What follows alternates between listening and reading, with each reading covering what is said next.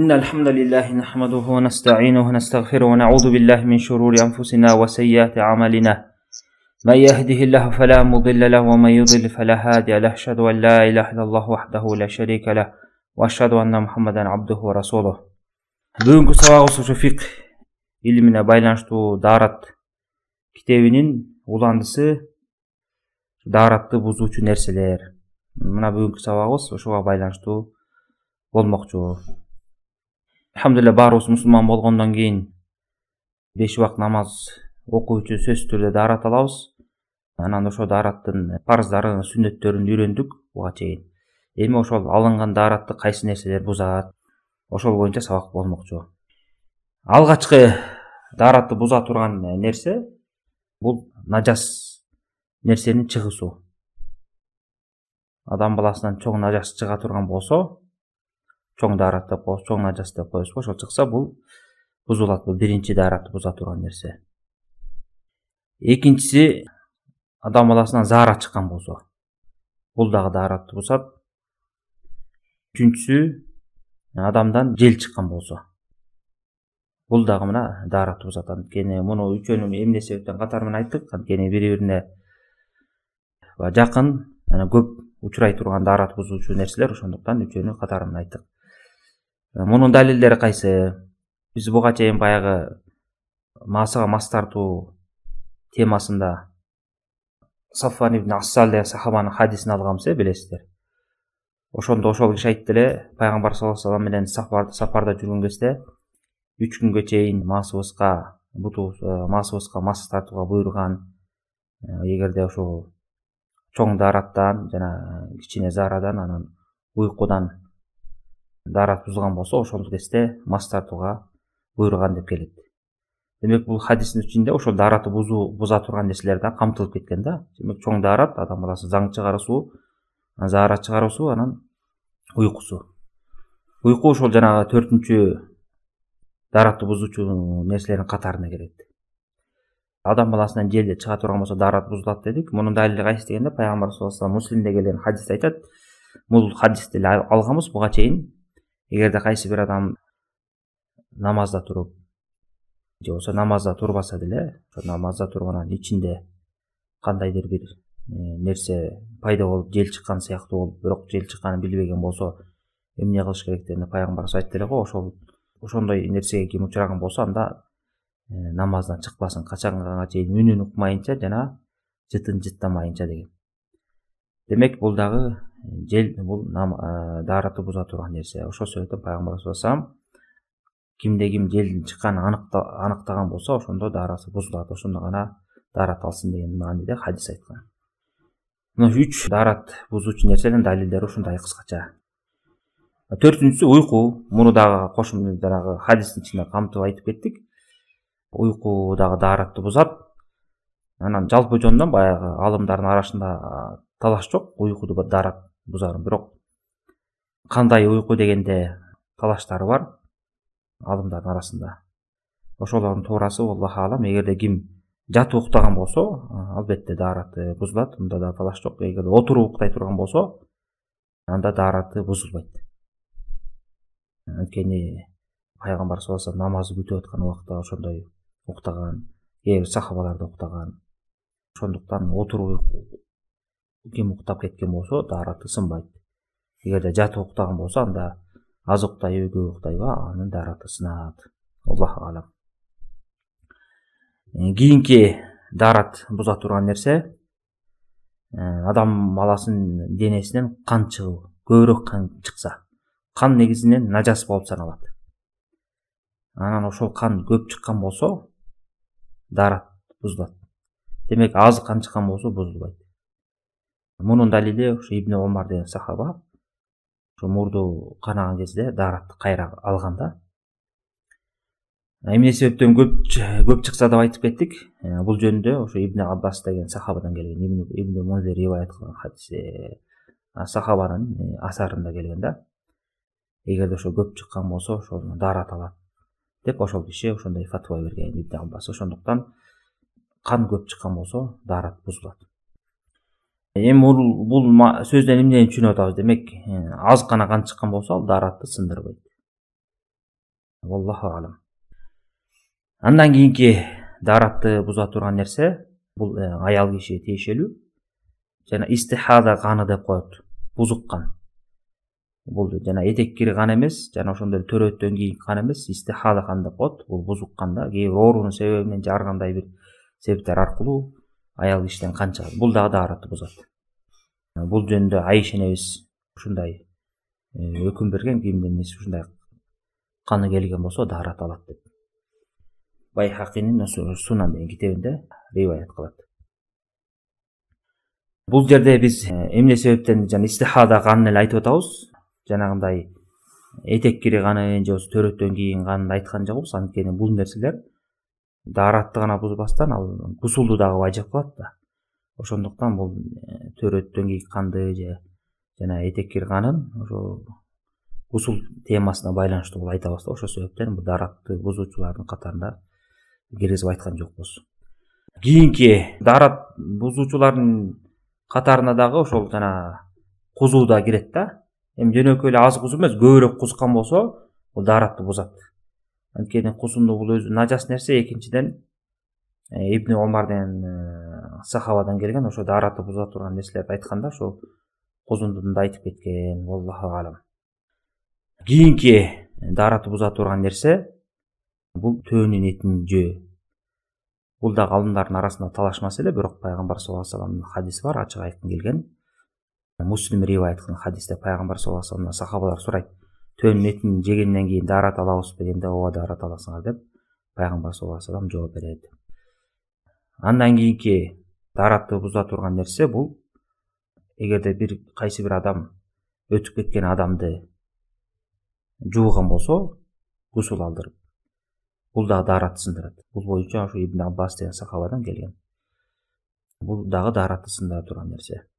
Андан кийинки даратты сындыра турган нерсе бул эркек адамга тиешелүү. Эркек адамдын шахваты келип, ана шахваты тарагандан кийинки бир суюктук чыгат. Муну арабча мази деп коет. Бул да даратты сындырат. Мунун далили ошо пайгамбар саллаллаху алейхи вассалам бир хадис бар, Бухари, Муслимде келет. Али деген сахаба пайгамбарыбыздан ушул маселени суратат да. Ушу мази чыкса кандай болот деген мааниде суратканда пайгамбар саллаллаху алейхи вассалам дарат алынат деп жооп берет хадистин маанисинде. Бул ошол көбүнчө жанагындай эркек киши ойлонуп, шахваты келип турган, шахват тараганда ошонун артынан чыга турган суюктук. Андан кийинки даратты буза турган нерсе дагы эле бул эркектерге тиешелүү. Вади деп коет. Вади суюктугу бул кээ бир эркектерде болот. Ошо жанагы заара кылгандан кийин аркасынан бир кандайдыр бир суюктук келет да. Бул бардык эркектерде боло бербейт. Ошону вади суюктугу деп коет. Бул дагы даратты бузат. Мунун далили ошо Ибн Аббас деген сахаба фатва берген. Жана ошондой эле алымдардын арасында бул талашчу ижма менен кабыл алынган маселе. Кимде ким ошондой акыбалга учураган болсо, демек анын дараты сынган болот, аны даратты кайра башынан алыш керек. Андан кийинки даратты буза турган нерсе адам баласы арак ичип анан акылын жоготкон болсо, бул да дарат сындырат. Анткени ал баягы акылы жок адам эсинен танып калган болсо, бул жинди катары болуп калат да. Демек ошонун аркасы менен дараты бузулуп калат. Айткан нерсеси билинбейт да. Мунун эрежеси канчалык деңгээлде мас болуш керек деген суроо келген болсо, ошо өзүнүн эмне деп айтканын, эмне кылганын билбеген деңгээлге чейин мас болуп арак ичип алган болсо, ошол кишинин дараты сынат. Андан кийинки даратты сындыра турган нерсе, Кудай сактасын, эгерде кимде ким динден чыгып кеткен болсо, дараты сынат. Негизинен эле динден чыккан адамдын бардык амалдар, кылган жакшы иштери жуулуп кетет да. Аллах субхана таала Куранда айткандай, пайгамбарыбызга айтып атат: "Лайне ширк ва ахбатан амалук". Эгерде ширк келтире турган болсоң, бардык амалдарың жуулуп кетет дейт. Демек, жакшы амалдардын катарына бул да дарат да кирет. Демек, ширк кылган адам, динден чыккан, капырлык кылган адамдын жакшы иштеринин баары жуулуп кетет. Ошолордун катарынын ичинде бул алган дараты. Андан кийинки даратты сындыра турган нерсе бул эркек аялга тең бирдей тиешелүү. Кимде ким өзүнүн авратын кармаган болсо, түзмө түз ошо авратын уяттуу жерин кармаган болсо, мейли алды жагы болобу, артка жагы болобу, ошондо анда даараты сынат.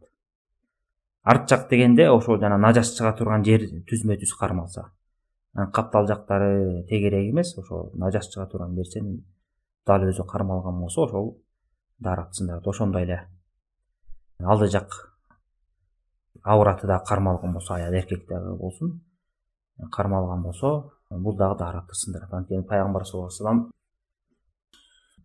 кимде ким ушу уяттуу жерин кармаган болсо, анда даарат алсын деп айткан да. Муну ошо бир сахаба аял ривайет кылган. Бул Абу Дауд, Тирмизи жана андан башка хадис булактарында келет да. Бусро деген сахаба аял ушуну ривайет кылат. Бул да негизинен алымдардын арасында талаш маселе, бирок пайгамбар саллаллаху алейхи вассаламдан ошондой хадис келген. Андан башка дагы бир хадис бар пайгамбарыбыздан, ошо өзүнүн уяттуу жерин кармаса даарат сынабы дегенде, дааратың сынбайт, ал өзүңдүн эле мүчөңдө деп айткан хадис бар да. Бирок муну кээ бир алымдар даиф, алсыз хадис дейт. Кээ бирөөсү болсо бул хадис негизги эле эрежени айтып атат, анткени адам баласынын өзүнүн мүчөсү экени белгилүү. Даарат сындырат деген хадис бул жаңы өкүмдү, жаңы далил алып келип атат. Ошондуктан бул дааратты сындырат деп айтылган хадис жогору турат деп ушуга амал кылышкан. Валлаху алам. Бүгүнкү ушул дааратка тиешелүү, дааратты сындыра турган кыскача маселе ушул. Анан ошого байланыштуу суроо жооптор болсо, иншалла жооп берүүгө аракет кылалы. Аллах разы болсун устаз. Урматтуу туугандар, сурообуздар болсо колуңуздарды көтөрүп, же суроо берүү деген жерден да сурообуздарды берсеңиздер болот. Устаз, дааратты сындырчу нерселерди эскерип кетпедиңизби? Төөнүн этин жештик, дааратты бузулат депчи, бузат деп. Анан сурап жатышат, демек төөнүн эти арамбы дейт. Бул жерде мындай да, баягы бир эрежени жакшы түшүндүрүп коюш керек. Бул жерде арам болсо эле ошол нерсе сөзсүз эле даараты бузат деген түшүнүк болбош керек да. Мисалы бир адам арам тамак жеп алса, аны менен даараты бузулуп калбайт ал. Ал өзүнүн күнөөсүн тартат арам жеген үчүн, бирок да анын дааратка тиешеси жок. Даарат бузат деп айтыш үчүн биз башынан эле айтып келатабыз, бул шарият өкүмү да. Ошо шарияттан далил алып келиш керек. Ошо шариятта кандай айтылган болсо, Курандан же сүннөттөн же сахабалардын фатваларынан келген болсо, ошондо гана сындырат деп айтабыз. Бул жерде төөнүн этин жесе даарат сынат деп ошо пайгамбар саллаллаху алейхи вассалам айткан үчүн биз айтып атабыз.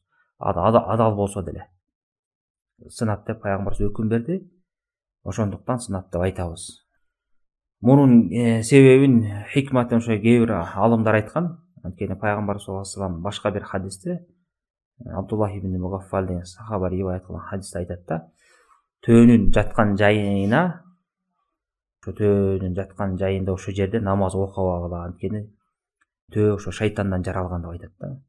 Ошол себептен ошо пайгамбарыбыз этин жесе даарат бузулат деп айтса керек деп ошондой себептери, далилдерин келтиришкен алымдар. Аллаху алам. Кандай болгон күндө дагы ошол пайгамбар саллаллаху алейхи вассалам айткандыгы үчүн ошо даарат сынат деп айтабыз. Аллах разы болсун устаз. Адам тыныс мүчөсүн кармай турган болсо, даарат сынат деп эскертип кетпедиңиздерби? Ошол жыныс мүчөсүн кармаганда, мисалы адам гусул алды да, жумагабы же бирдемкө гусул алды, анан ошол гусул алып атканда өзүнүн жыныс мүчөсүн дагы жууп, колу менен жууп, анан ошол тийип кетти да. Же мисалы сүлгү менен арчып атканда, гусул алып бүткөндөн кийин чыгып сүлгү менен арчып атканда жыныс мүчөсүнө колу атайынбы же жөн эле мындай тийип кетти да, ич жагыбы же сырт жагыбы. Ошол учурда дагы жыныс мүчөсүнө тийип кетсе, даарат сынабы? Жакшы суроо экен. Албетте гусул алып атып же башка бир жуунуп атып колу ошо мүчөсүнө тийип кеткен болсо даарат сынат. Албетте эми ич жагы менен тийген болсо, эми шексиз күмөн мисалы даарат сынат, бирок сырт жагы менен тийип кете турган болсо даарат сынабы сынбайбы, аны айта албайм. Бирок ич жагы менен тийген болсо ал сындырат. Аллаху алам. Эгер мисалы аялы менен күйөөсү ойноп атып, аялы күйөөсүнүкүн же күйөөсү аялынын жыныс мүчөсүн кармаган болсо, ошол кармагандын дагы кармалгандын экөөнү тең даараты сынабы? Жок, эгерде ушундай учур болгон болсо ошо кармап аткандыкы гана сынат. Кармалгандыгы сынбайт. Бир гана эгерде экинчи тарапка шахватка берилип, жанагындай суюктуктар чыгып, даратты сындырып турган нерселер чыгып кетсе, ошондо гана сынбаса, ал жөн эле кармоо менен эле сынбайт. Кармаган адамдыкы гана сынат. Аллаху алам. Аллах разы болсын, устаз. Денеден чыккан арам нерселер, нажас нерселер даратты сындырат деп айттыңыз. Иринчи, мисалы адамдын денесинен ириң чыга турган болсо, дарат алыш керек болобу? Бул негизи алымдардын арасында талаш маселе, бирок туурасы Аллаху алам, ириң дарат сындырбайт, анткени ал нажас эмес. Нажас деп айтыш үчүн ага далил керек. Ошондуктан сындырбайт деп айтабыз. Аллаху алам. Анан дагы көп сурашат, устаз, женские выделениялар даратты бузабы? Бул абдан жакшы суроо болду. Негизи мындай учурга эже карындаштарыбыз негизи эле аял заты көп учурга турган нерсе. Бул дагы ошо алымдардын арасында талаш маселе, бирок туурасы Аллаху алам даратты сындырбайт. Анткени сындырат дегенге далил жок. Айрыкча бул аял кишиде көп катталгандыктан ушундай суюктуктун бөлүнүп чыгышы. Анан ошого карабастан шариятыбыз буга өкүм берип айтпагандыктан, демек мындай нерселер даратты сындырбайт. Ошондуктан дарат сындырбайт деген аалымдардын ою туура. Аллаху алам. Аллах разы болсун, устаз. Урматтуу туугандар, ушу даратты эмне сындырат, кайсыл учурда дарат сынат, бул өтө көп кездешкен темалардан да күнүмдүк ар бир эле намаз окуп жүргөн мусулманга жолукчу маселелер. Эгер суроолоруңуздар болсо, колуңуздарды көтөрүп берсеңиздер болот, же жанагы устаздын азыркы болуп аткан каналын карасаңыздар, суроо берүү деген жер бар. Ошол жактан жазма түрүндө да кетирип койсоңуздар болот. Аллах разы болсун, устаз. Даратты сындырчу нерселерге сурап жатышат. Тырмак алуу ошол даратты бузабы деп. Анан дагы сурашат, терди спорт менен машыгып, анан катуу тердей турган болсо, ошол дагы даратты бузабы деп. Тырмак алуу, денеден тердин чыгысуу баары тең даратты бузбайт.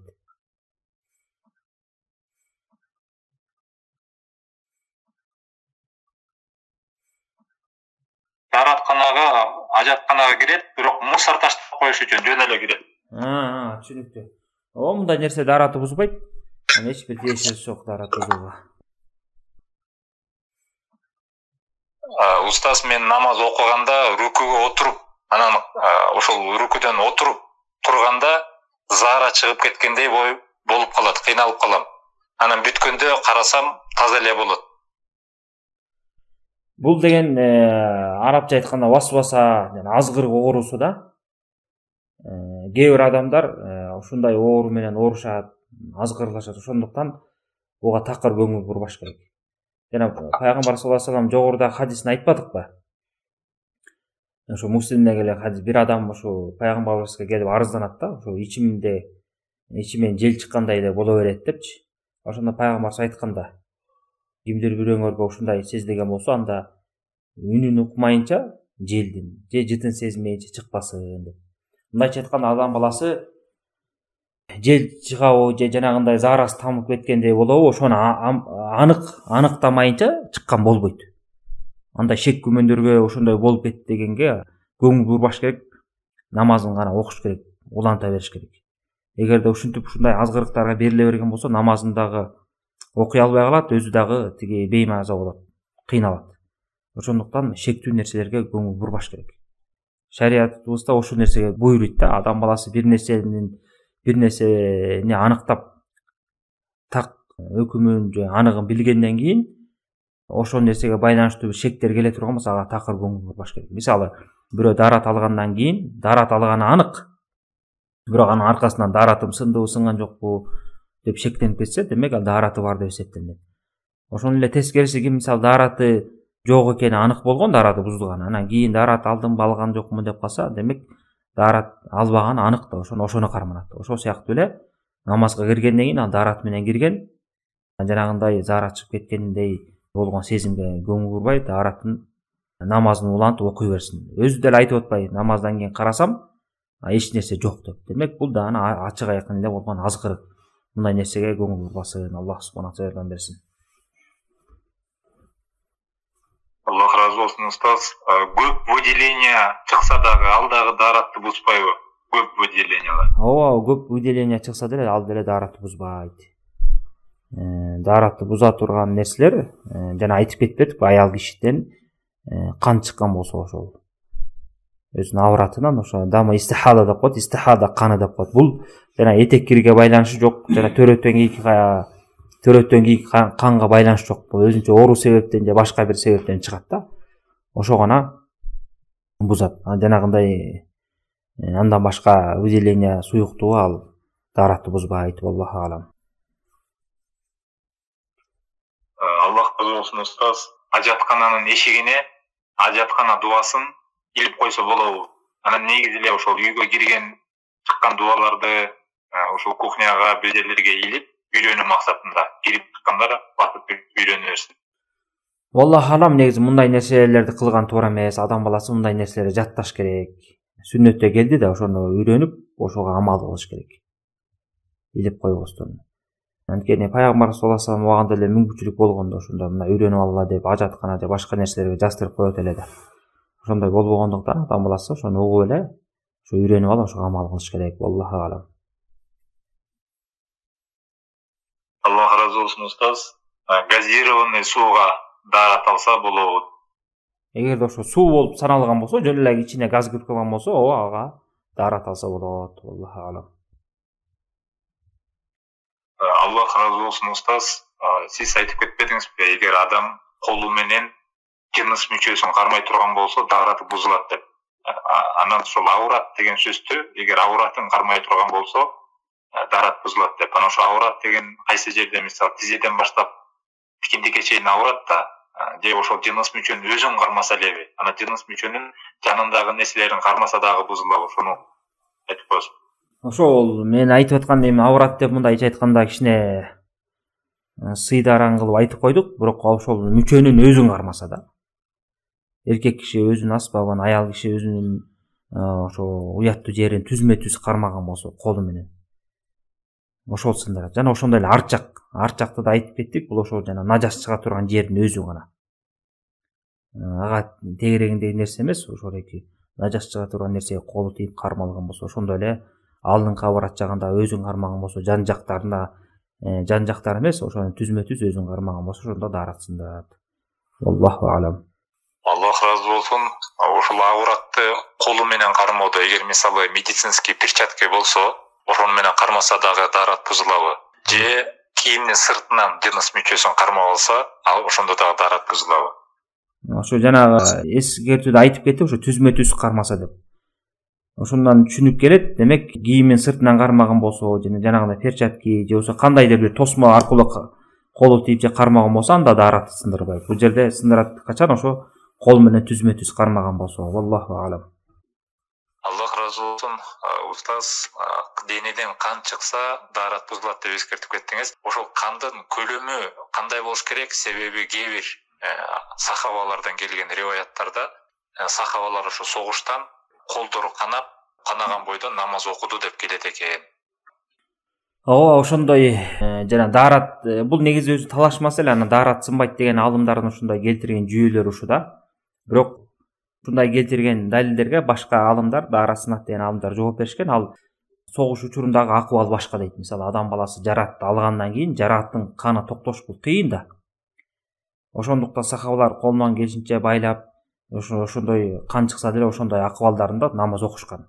Эгерде канды токтотобуз деп аракет кылган болсо, мүмкүн намаз убактысы чыгып кетиши ыктымал. Ошондуктан алардын үзүрү болгондуктан кан чыкса деле, жаракат алса деле намаз окушкан. Ошондой эле мисалы Омар разияллаху анхуну жанагы бычак жеген кезде ошол менен намазын окуган да. Ошондо алымдар айткан, ал бычак жегенден кийин, ал катуу чоң бычак жеген, ал кан токтобойт. Токтотобузду аракет кылган болсо, көп убакыт керек дагы намаз убагы чыгат. Ошондуктан шариатта ушундай эреже бар, ушундай өкүм бар. Эгерде кайсы бир адамдан денесинен нажас нерсе чыгып, мисалы токтобой улана турган болсо, ал ошондой акыбалында эле намаз окуйт. Мисалы кээ бир адамдардын заарасы токтобойт, улам таанып турат да. андай адамдарга биз эмне деп айтабыз? Ошондо кандай ар бир намаздын убактысы келгенде эле даратыңды алып, ошо чыкса деле намаз окуй бер депчи. Анткени анын үзүрү бар да. Ошол сыяктуу эле согушта жүргөн сахабалар ошондой абалда болушкан да. Биз ошо кан чыгат деп айткан себеби жөнөкөй учурда, андай үзүрү жок учурда гана айтып атабыз. Анан көп чыгат дегени кандайдан да ошо Ибн Аббастан келгенде ошо эда фахуша дегенде мындайча айтканда адам баласы ошо ар ким өзү ошо кан көп чыктыбы же аз чыктыбы деп өзү өлчөйт, өзү ченейт да анычы. Эгерде ошо чыккан канды көп деп эсептеген болсо, анда ошондон кийин дарат алат. Эгер жок аз эле чыкты деген болсо, анда да тиги дарат албайт. Демек ошо адамдын өзүнө кайтат. Кээ бир адамдар мисалы мал союп же болбосо ушундай элдерди дарылап антип мүнтүп аралашып жүргөн врачтар сыяктуу адамдар анча мынча канды ал этибарга алышпайт. Демек бул нерсе баягы адамдын өзүнө кайтат да. Кайсыны канды көбүрөөк чыкты деп эсептеген болсо, ошол дарат алат. Эгерде антип эсептеген болсо, анда дарат албайт. Аллаху алам. Аллах разы болсун. Демек жана оозду жууп аткан кишинин оозунан кан чыгып кетсе, демек ал кичинекей кан деп эсептелет, дарат бузулбайт ага, Ооба, менимче эле көп эле кишилер эсептесе керек, анча мынча ооз жууганда кичине кан чыгат да, аны элдер чоң канады деп деле эсептебейт да, ошондуктан даратты бузбайт. Аллаху алам. Аллах разы болсун. Ошол жыныс мүчөгө кол тийип кете турган болсо, дарат бузулат деген темадагы суроо. Кичинекей баланы которуп атып, же кичинекей баланы жууп атып, ошо кичинекей баланын жыныс мүчөсүнө ошо мамасынын колу тийип кетсе, ошол учурда дагы дарат сыналат. Ооба, ушул учурда да дарат сынат. Ошондуктан ким аял киши көп мындай немеге учурайт да. Анан авратына тийип кеткен болсо, дарат алыш керек болот. Аллаху алам. Анткени хадисте ошо жалпы келгенде эме аврат мүчөнү деп келгенде, жаш бала чоңдугу деп айырмалап келген эмес да, ошондуктан ушундай өкүм берилет. Аллаху алам. Ушул аалымдардын башка бир айткан сөзү бар экен, эгер жаш баланын жыныс мүчөсүн кармаса, дарат сынбайт деген. Демек бул талаш маселеби? Ошондой болуш ыктымал. Ар кандай ой пикирлер болуп калат да. Анан мен анык окуп билген жокмун. Негизинен эле ол өзү жыныс мүчөнү кармаш, дарат сындырабы сындырбайбы деген талаш маселе да. Чоң кишиге тиешелүү да.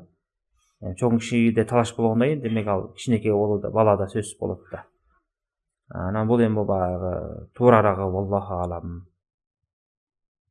Кан чыгуу тууралуу боюнча сурап жатышат. Анализге эгер кан тапшыра турган болсо, ошо дарат бузулат. Менимче анализдин каны аз эле болуш керек. Ар кандай да, мисалы тиги кээ бирөөсү манжанын башынан эле тапшырып коет. Кээ бирөөсү андан көбүрөөк чыгарат. Ошого жараша болот дейм. Ал канчалык кан чыгып атат, ошого жараша сынат сынбайт деп айтышыбыз керек. Аллаху алам.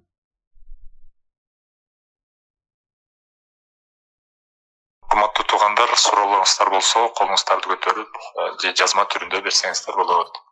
Биздин убактыбыз бир аз калды. Негизи ушу сабак 1 сааттык убакыт болот. Ошол учурда суроолоруңуздар болсо берип калсаңыздар болот. Ассаламу алейкум ва рахматуллах. Ва алейкум ассалам ва рахматуллахи ва баракатух. Эми хижама кылганда, хижама кылдырган болсоң, мисалы, ошондо да таарат бузулабы, бузулбайбы? Хижама деп айтып кеттиңер. Ооба, хижама эми менимче көбүрөөк кан чыкса керек. Хижама кылдыргандачы. Анан ошол көп кан чыккан болсо, демек ал даратты бузат. Аллаху алам. Аллах разы болсун, устаз. Хайз келген аялдар мечитке кирип отурган кандай уруксатпы?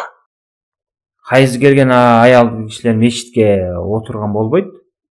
Бир гана мына өтүп баратып, кээде мисалы мечиттер айрыкча мурунку заманда көп болгон. Азыркы заманда эле короосу да болуп калат мисалы. Короосу жол болуп калган мечиттер болот. Ошондо өтүп эле кеткенге эле муктаж болуп эле кирбесе, дараты жок, мечитке кирген болбойт. Аллаху алам. Урматтуу туугандар, биздин убактыбыз келип калды. Силер жиберген суроолордон бир экини эле азыр окуйлу. Уруксат берсеңиздер. Аллах разы болсын устаз. Намаздын ичинде эгер адам күлүп жибере турган болсо, ошол күлгөн дагы daarатты сындырат деген сөз барбы? Ооба, ушундай деп айткан аалымдар бар. Намаздын учурунда күлүп кою дары сынат деп, анан бирок аалымдардын келтирген далили даиф далил. Хадистер келген ушундай, ким намазда үнү чыгарып күлгөн болсо daarат алып намаз окусун деген. Туурасы намаз бузулат, бирок daarаты бузулбайт. Аллаху алам.